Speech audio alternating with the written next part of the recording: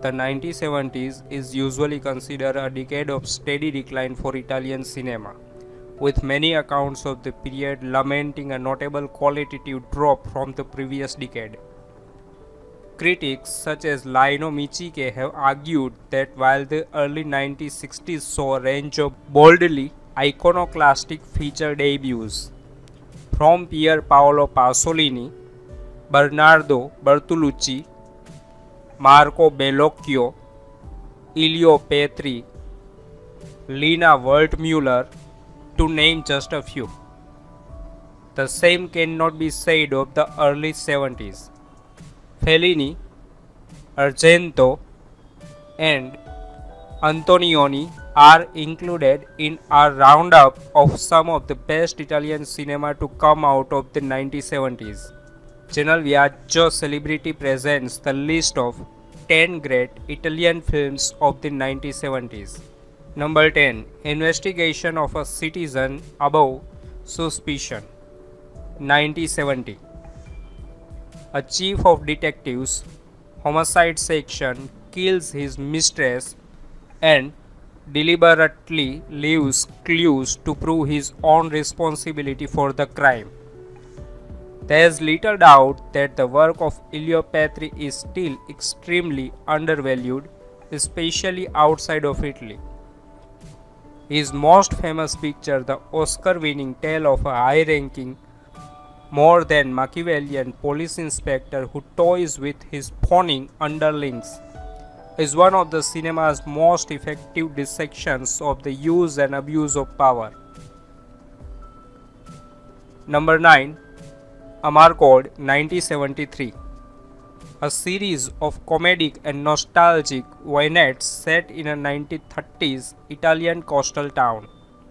In 1975, Federico Fellini's Amarcord came away with the Academy Award for Best Foreign Film, ahead of pictures such as Louis Malle Lacombe, Lucia, and Karoy Mack's Cat's Play. A bittersweet collection of episodes and characters from the director's childhood in provincial Emilia-Romagna during the first half of the fascist era.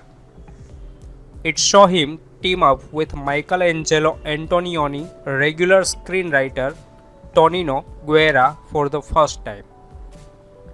Number 8. We All Love Each Other So Much, 1974. Often referred to as the director's masterpiece, Ettore Scola comedy drama We All Love Each Other So Much follow the fortunes of three male friends, Gianni, Antonio, Nicola, from their time as partisans during the Second World War through to the boom years of the 1950s and 60s and beyond. We follow the changes in the characters' circumstances, as well as their individual relationships with the same woman, Luciana. Number 7. The Passenger, 1975. A frustrated war correspondent, unable to find the war he has been asked to cover, takes the risky path of co-opting the identity of a dead arms dealer acquaintances shot in the UK, Germany, Spain and North America. With a screenplay co-written by film theorist and filmmaker Peter Woolen, The Passenger features new Hollywood cinema icon Jack Nicholson as a jaded TV journalist working in the Sahara who assumes the identity of a dead man. It was the fourth consecutive film Antonioni made outside Italy after Blow Up, Zabriskie Point, and Qingguo, China, and the cosmopolitan modernist makes highly expressive use of landscape and architecture. From London's Brunswick Centre to Barcelona's Palau Well. Ever the specialist in enigmatic endings, Antonioni surpasses himself with a quietly breathtaking finale. Number 6. Seven Beauties, 1975. The Defense of Honor, a strong value in Neapolitan society and his effects on the life of every man, Pasquale Frafuso. From its memorable credit sequence, a montage of Second World War newsreels accompanied by the wry lyrics and bluesy melody of Enjoyanaci Quelliche, it's clear that Lina Waldmüller's 10th feature is anything but a conventional war film. It centers around self-satisfied Neapolitanhood Pasqualino Frafuso, the only male in a family of 7 adult daughters. When he commits a violent honor killing, Pasqualino embarks on an ordeal that's by turns farcical and grotesque. His struggle to survive at all costs culminating in the selection of a concentration camp commandant. Seven Beauties was a big success in the US, and Waldmüller received a Best Director Oscar nomination, the first woman filmmaker to be nominated in the category. Number 5. Amici, 1975. Necchi, a baroner, Perozzi, a journalist, Melandri, an architect, and Massietti, a broken nobleman, live in Florence. They have been friends since their youngest years and spend every free moment together organizing complex and terrible jokes to all the people they meet or just wandering around Tuscany. One of these crazy trips ends up in the hospital run by military-like Professor Ciceroli. Melandri falls in love with his wife and steals her from the husband, much to the delight of Ciceroli himself. The relationship won't last, but the professor becomes the fifth member of the team of friends, and jokes get even more complicated and powerful.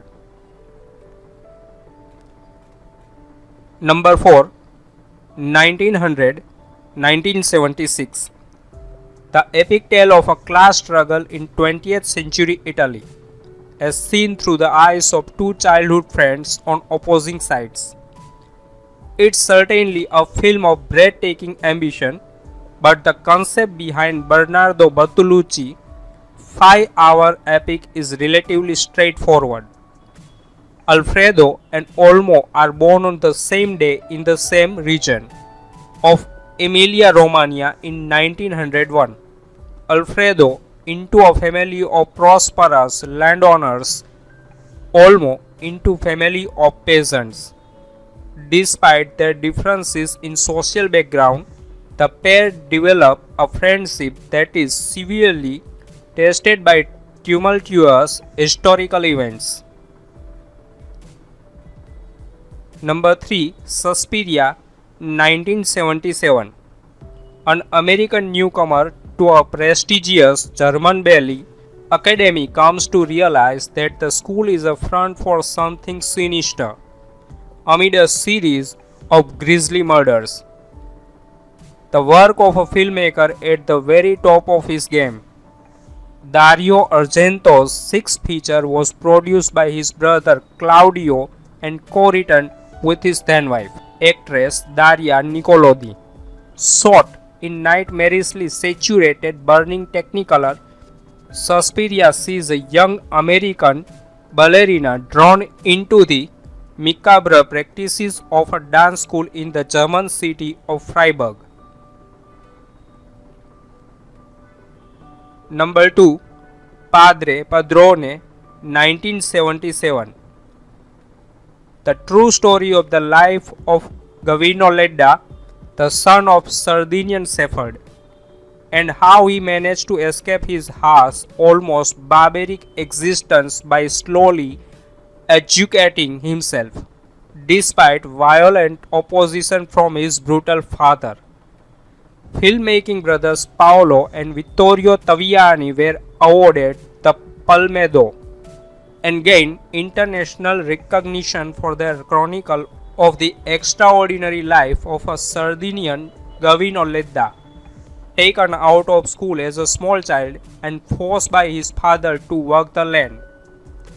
Ledda finally broke away to pursue an education before going on to become a professor of linguistics.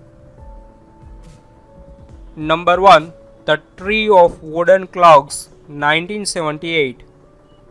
Peasant life in a feudal farm in rural Italy at the end of the 19th century. This is how director Ermanno Olmi outlined the genesis of the Tree of Wooden Clogs to Aldo Tassone around the time of the film's release. The reason for this spontaneous return to the peasant roots of our culture is that I am now 46 years old and I feel profoundly disoriented by the situation I find myself in. Reacting to the impossible task of planning the future, I felt the need to interrogate the past.